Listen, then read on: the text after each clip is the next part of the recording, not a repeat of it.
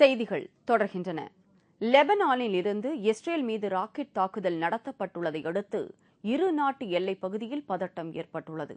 2006ஆம் ஆண்டு நடைபெற்ற சண்டைக்கு பிறகு கடந்த சில வருடங்களாக லெபனான், இஸ்ரேல் நாடுகளுக்கிடையே அமைதி நிலவி வந்தது.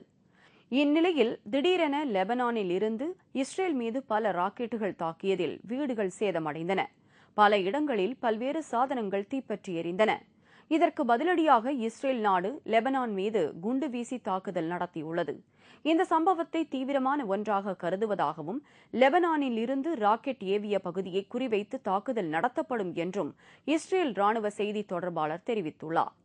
இதனால் இரு நாடுகளின் எல்லைப் பகுதியில் பதட்டம் தோன்றியுள்ளது.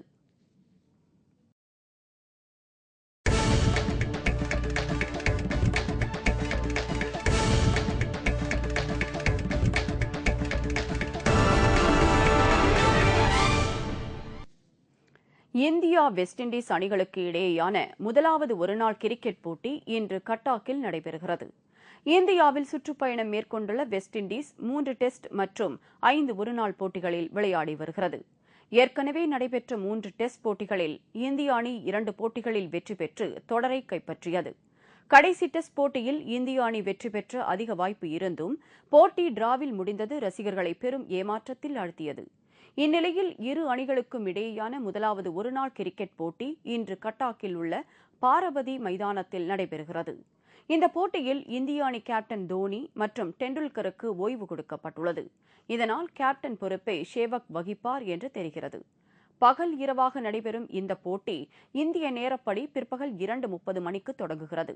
டெஸ்ட் தொடரை பறிகொடுத்த வெஸ்ட் இண்டீஸ் அணி ஒருநாள் தொடரில் இந்திய அணிக்கு தக்க பதிலடி கொடுக்க போராடும் என்பதில் இன்றைய போட்டி பரபரப்பாக இருக்கும் என்று தெரிகிறது. இதனிடையே இளம் வீரர்களை கொண்டு களமிறங்கும் இந்திய அணி சிறப்பாக விளையாடி டெஸ்ட் தொடரை போல் ஒருநாள் தொடரையும் கைப்பற்றும் என்று இந்திய அணியின் கேப்டன் சேவாக் நம்பிக்கை தெரிவித்துள்ளார். இத்துடன் செய்திகள் நிறைவடைந்தன. தலைப்புச் செய்திகள் மாலை 6 மணிக்கு.